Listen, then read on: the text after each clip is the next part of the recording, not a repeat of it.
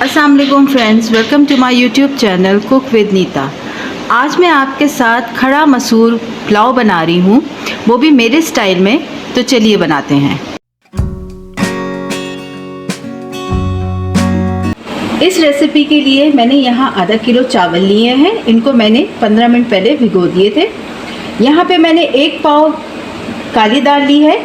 इसको मैंने half done किया है। ये अभी हाफ बॉयल है, फुल डन नहीं है। यहाँ पे मैंने आधा किलो आलू लिए हैं। इनको मैंने इस तरह काट लिया है। 2 मीडियम टमाटर हैं, 2 मीडियम प्याज है, 2 टीस्पून अदरक लहसुन का है। इसे मैंने 1 चम्मच जीरे के साथ पीस लिया है। सूखे मसालों में मैंने 1 चम्मच जीरा लिया है, 2 चम्मच मैंने धनिया पाउडर, 1 चम्मच हमारा लाल मिर्च है, 2 चम्मच मैंने हल्दी के लिए हैं, 2 चम्मच नमक है और 1 चम्मच हमारा गरम मसाला है। 1 टेबलस्पून मैंने यहाँ पे सूखी मेथी का लिया है। कुछ मैंने गरम मसाले साबुत लिए हैं, यहाँ पे देखें आप। हरा धनिया और हरी मिर्चें मैंने गार्निशिंग के लिए ली हैं। और साथ ही मैंने आधा कप कुकिंग ऑयल लिया है। तो यहाँ हम अपनी रेसिपी को शुरू करते हुए सबसे पहले मैं इसमें ऑयल डालूंगी।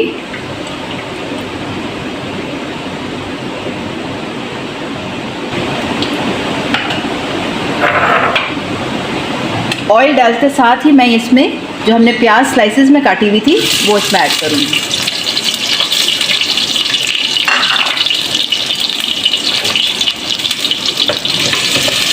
प्याज को हम थोड़ा भूनेंगे।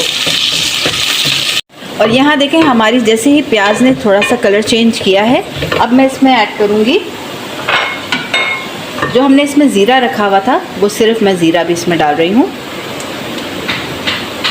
और इसके साथ ही जो हमारा ये साबुत गरम मसाला था वो मैं डाल दूँगी। इसके साथ थोड़ा सा मैं इसको ऊपर नीचे फ्राई करूँगी।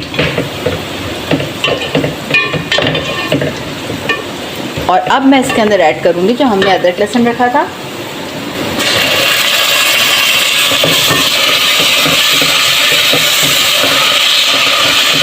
और साथ ही मैं अब इसके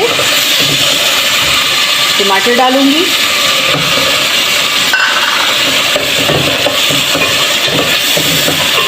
ये सब चीज़ें आपने साथ ही साथ ऊपर नीचे करते करते ही डालना है।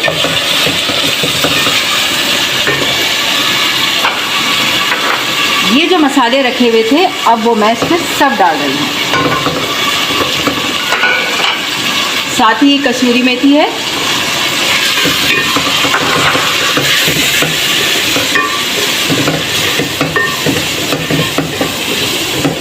अब इसमें मैं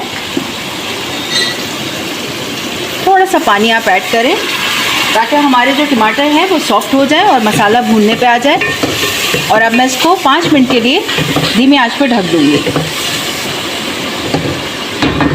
अब यहाँ देखें, हमारे टमाटर जो हैं वो सॉफ्ट भी हो गए हैं और साथ ही हमारा जो मसाला है वो भून गया है।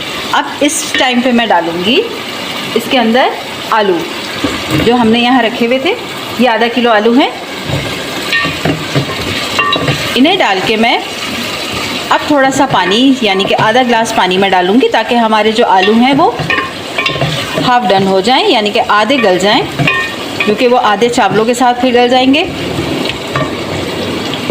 तो यहाँ मैं इसमें करीब आधा ग्लास पानी डाल के इसको हाफ डन होने के लिए रख दूँगी। तो यहाँ देखें, मेरे आलू जो हैं वो गल चुके हैं। इन्हें मैंने हाफ डन कर दिया है। अब मैं इसमें जो हमने यहाँ काला मसूर रखा हुआ था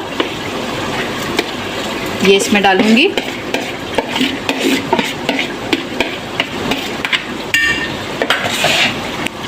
इसको थोड़ा सा ऊपर नीचे करें और इसके साथ ही मैं ये जो चावल मैंने भिगोए हुए थे वो मैं डाल दूँगी।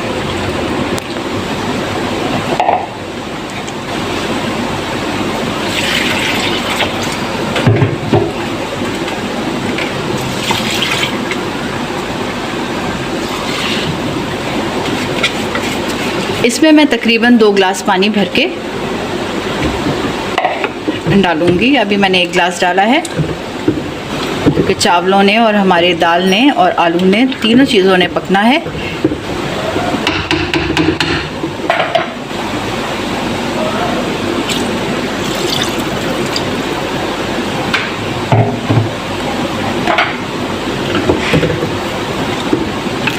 अब इस स्टेज पे मैं इसका पानी चखूँगी। आप ज़रूर टेस्ट कर लें क्योंकि अक्सर ये होता है कि नमक थोड़ा सा ऊपर नीचे हो जाता है। मैं इसका नमक चखती हूँ। मुझे हल्का कम लग रहा है इसलिए मैं इसमें नमक और ऐड करूँगी। देखिए, पहले मैंने 2 चम्मच इसमें टीस्पून डाले थे जब मैंने मसाला भुना था। अब मैं 1 चम्मच इसमें और डाली। टोटल हमारे 3 टीस्पून नमक इसके अंदर गए हैं। आप हमेशा टेस्ट करके अपने नमक को आप एडजस्ट करें, नहीं तो ज़्यादा भी हो सकता है और कम भी हो सकता है। और अब इसमें जो मैंने हरी मिर्च रखी हुई थी यहाँ पे साबुत, वो मैं डाल रही हूँ इसमें।